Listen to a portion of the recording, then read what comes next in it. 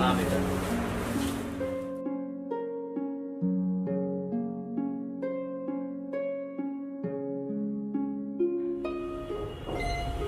Next.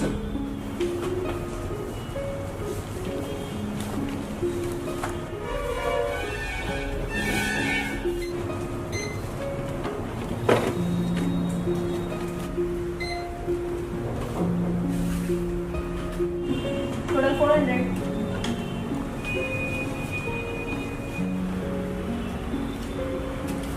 ये तो 200 है। देखेंगे।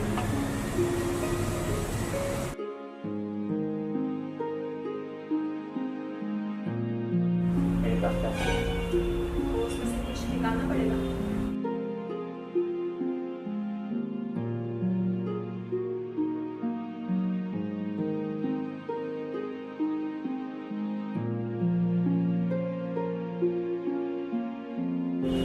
क्या मैं केक ले लूं?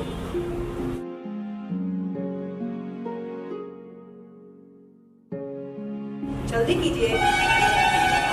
ये दादाजी का फेवरेट केक है, वह उदास हो जाएंगे।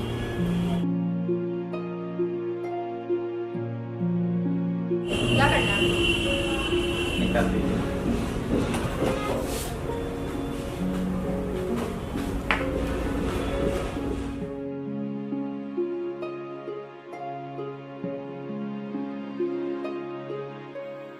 रुकिए,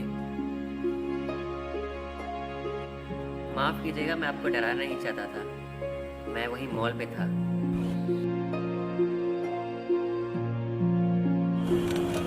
धन्यवाद।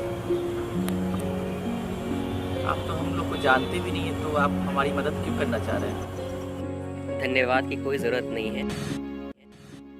दरअसल बात ऐसी है कि जब मैं बच्चा था तो मैं और मेरी माँ दोनों बेसहारा थे। हमारे पास खाने के लिए पैसे तक नहीं थे और हम भूखे रहते थे। एक बार मैं और मेरी माँ खाने का कुछ सामान खरीदने के लिए एक दुकान में गए, पर हमारे पास पूरे पैसे ना होने के कारण हम खाली हाथ लौट गए। पर एक नेक व्यक्ति ने हमारी मदद की और हमें कुछ सामान दिया खाने के लिए, और उन्होंने मुझे एक कार्ड भी दिया था और कहा था तुम भी दूसरों की मदद करना जो मुसीबत में हो।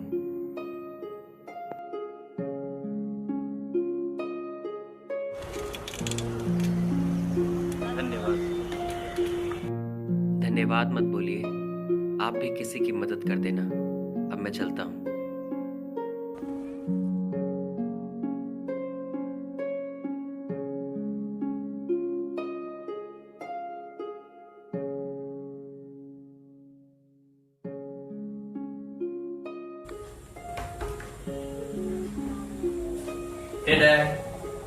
हम लोग कुछ लाए हैं आपके लिए।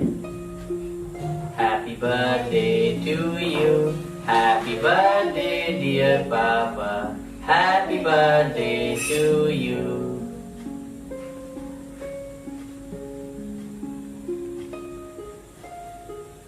ये बहुत प्यारा केक है।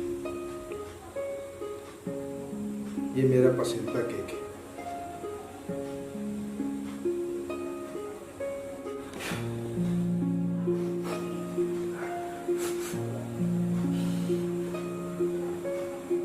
दादाजी अब क्यों रो रहे हैं?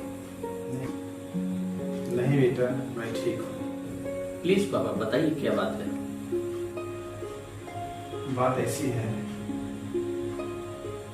आज मैं 76 साल का हो चुका हूँ। मैं मदद नहीं कर सकता, लेकिन क्या मेरा जीने का कोई उद्देश्य है? क्या मेरा जीना इस दुनिया में कोई फर्क पड़ता है? प्लीज पापा ऐसा मत बोलिए। आज आपका जन्मदिन है और हम लोग इसे सेलिब्रेट करना चाहते हैं। ठीक है बेटा, मुझे माफ कर दो, चलो करते हैं। लेकिन बेटा, तुमने इतना महंगा केक कैसे खरीदा? जहाँ तक मुझे पता है, ये सब चीजें खरीदने में बहुत ज्यादा रुपये लगते हैं। सच बात तो ये है पापा कि मेरे पास पैसे नहीं थे, लेकिन एक नेक व्यक्ति ने इस सारी चीज को खरीद कर दिया और बदले में हमसे यही कहा कि हम लोग भी भविष्य में किसी और की मदद करें। और बदले में उसने एक कार्ड दिया और उन्होंने ये भी बताया कि जब वो बच्चे थे तो उनको भी किसी ने मदद की थी।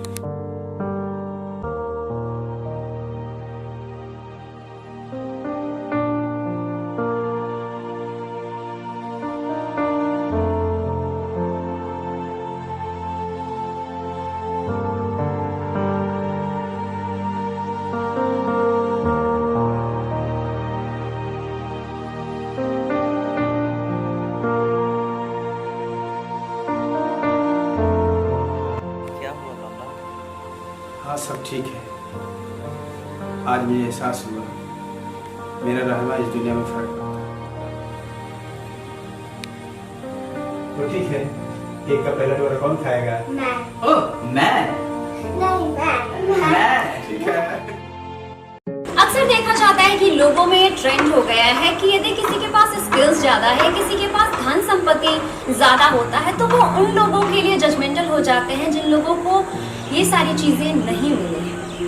परमेश्वर के वचन इब्रानियों 13 और 16 में ऐसे लिखा है कि भलाई करना और उदारता दिखाना कभी नहीं भूलना चाहिए, क्योंकि परमेश्वर ऐसे ही बलिदानों से प्रसन्न होते हैं।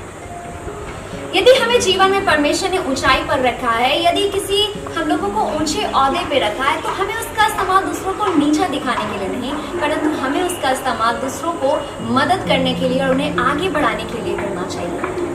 आज भले ही हम इस जीवन यात्रा में दूसरों से बहुत आगे हैं, लेकिन हमें ये कभी नहीं भूलना चाहिए कि हमें भी किसी की मदद की जरूरत पड़ी होगी, किसी न किसी ने हमारी मदद की होगी।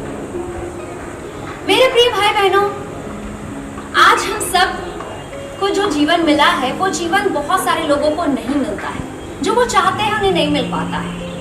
आज इस जीवन यात्रा में यदि हम किसी भी तरह से योग्य हैं, यदि परमेश्वर ने हमें योग्य बनाया है, तो हमें उसका इस्तेमाल करना चाहिए और वैसे लोगों को ऊंचा उठाना चाहिए और उनकी मदद करना चाहिए। तो इसलिए मदद का हाथ आगे बढ़ाएं और प्रभु इसका प्रतिफल हमें जरूर देंगे। प्रभु आप सबको बहुत आगे आशीष दे। उम्मीद है इस वीडियो के द्वारा परमेश्वर ने आपको कुछ न कुछ सिखाया है। यदि आपको हमारे वीडियोस पसंद आते हैं तो वीडियो को लाइक करें, कमेंट करके जरूर बताएं कि आपको हमारे वीडियोस कैसे लगते हैं और सब्सक्राइब करना और शेयर करना कभी ना भूलें। प्रभु आप सबको आशीष दे।